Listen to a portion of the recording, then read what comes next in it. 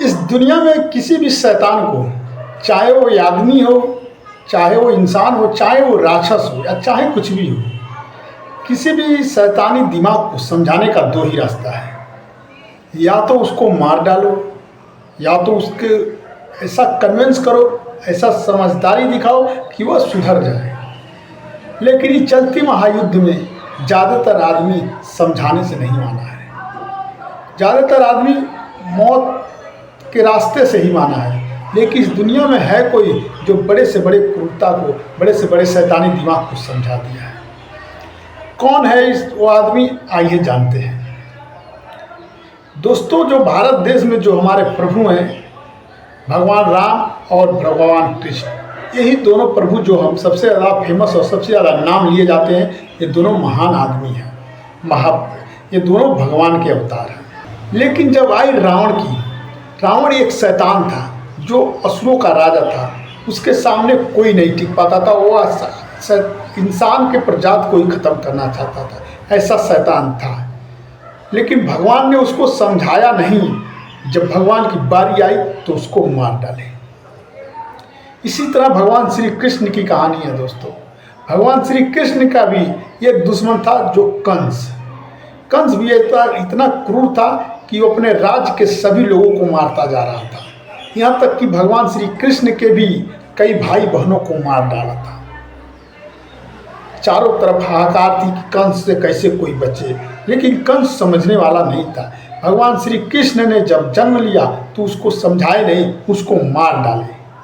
तब जाके उस देश में शांति का वातावरण होगा।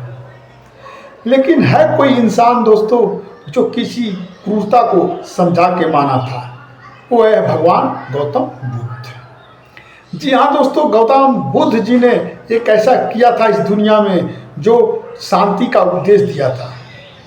वो युद्ध चाहते ही नहीं थे। वो केवल बुद्ध के रास्ते पे चले, शांति के रास्ते पे चले, अहिंसा के रास्ते पे चले। उनके जीवन में यही था कि मार पीट और किसी का जान न जाए। जी हाँ दोस्तों, यह कहानी अंगुलीमाल की। अंगुलीमाल का एक प्रण था कि मैं 1000 लोगों का उंगली काटूंगा, अपने गले में लगाऊंगा। यानी वो बहुत बड़ा केवल हत्या किया था।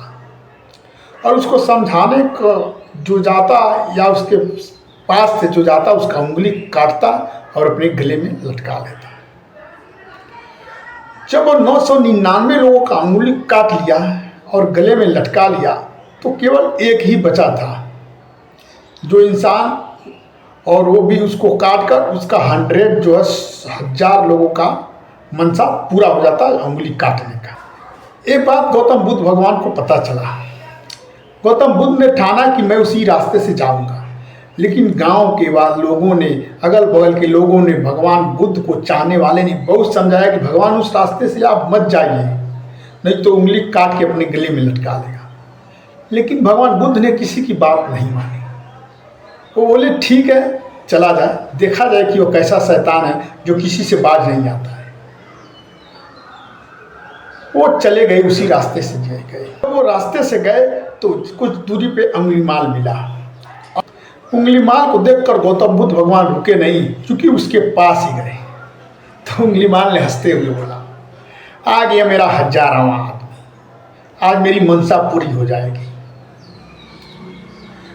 अंगुलीमाल ने कहा, क्या तुमको डर नहीं लगता कि लोग मुझे देखकर डरते हैं, लोग भागते हैं, लेकिन मेरे पास ही आ रहे हो, अपने मौत के पास? गौतम बुद्ध ने कहा, कोई बात नहीं।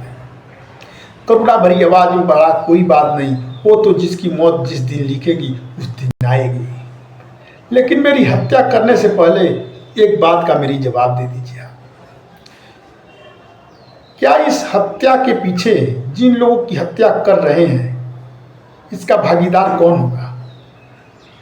आप होंगे कि आपके अड़ोसी पड़ोसी होंगे कि आपके माँ बाप होंगे, या कौन होगा? गौतम बुद्ध ने कहा, ठीक है, मेरी हत्या आप कर दीजिएगा, लेकिन उससे पहले हमारी एक बात सुनिए। ये जो आम का पेड़ दिखाई दे रहा है, इसमें से 2 पत्ते तोड़ के लाइए। अंगुलीमाल ने कहा, चलिए कोई बात नहीं, तोड़ के लाते हैं। अंगुलीमाल ने गया, 2 पत्ते तोड़ कर लाया। फिर गौतम बुद्ध भगवान ने कहा, ठीक है, इसको ले जाकर पुनः जोड़ दीजिए। उंगलीमाल ने कहा, अरे मूर्ख, ये टूटा हुआ पत्ता कहीं जुड़ सकता है? तो गौतम बुद्ध ने उसी पर उसको समझाया कि जिस तरह एक पत्ता टूटा हुआ जुड़ नहीं सकता, उसी तरह क्या आप इतने आदमी का, इतने इंसान का उंगली काटे हैं, क्या वो कभी जुड़ सकता है? ये सब पापों का जिम्मेदार किसके ऊपर है? क्या आपके पड़ोसी पर, कि आपके माँ बाप पर, कि आपके भाई बहन पर? ये सब पाप आपके ऊपर ही जा रहा है। ये सुनकर उंगलीमाल की आंखें खुल गई। उन्होंने समझ गया कि ये सब पाप हमारे ऊपर ही आ रहा है। इस प्रकार गौतम बुद्ध जी ने और बातें की और उसको समझाया, और उंगलीमाल ने अपनी हजरावा प्राण छोड़ दिया और एक अच्छा इंसान बना। तो गौतम बुद्ध वही इंसान है दोस्तों, जो युद्ध नहीं बुद्ध चुने या शांति का मार्ग चुने। अब यही कारण है दुनिया के मैक्सिमम देश गौतम बुद्ध के रास्ते पे चला है और विकास के बुलंदियों को छुआ है। हमारे बगल में चाइना देखिए, वो बुद्ध का देश है, इसलिए इतना बड़ा ऊंचाइयों पे छुआ है। सिंगापुर, मलेशिया, यानी मैक्सिमम जितने भी विकसित देश हैं गौतम बुद्ध भगवान के मार्ग पे चले हैं और विकास को छुए हैं। ऐसा बात नहीं है कि दोस्तों आप केवल शरीफ इंसान बने रहिए, आप हथियार चलाना सीखिए, हथियार बनाना सीखिए, लेकिन वक्त आने पर भी उससे इलाज कीजिए। सबसे पहला मार्ग होना चाहिए शांति का मार्ग। शांति से अगर जो कोई ना समझे तब जाके आप युद्ध कीजिए। गौतम बुद्ध का यही संदेश था दोस्तों, इसीलिए गौतम बुद्ध पूरे दुनिया में पूजे जाते हैं।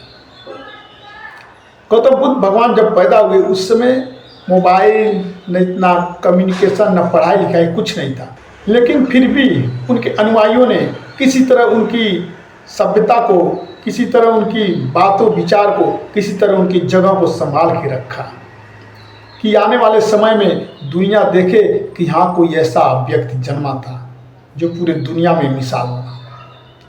और गौतम बुद्ध भगवान वो मिसाल बने और दुनिया को पूरा संदेश दिया।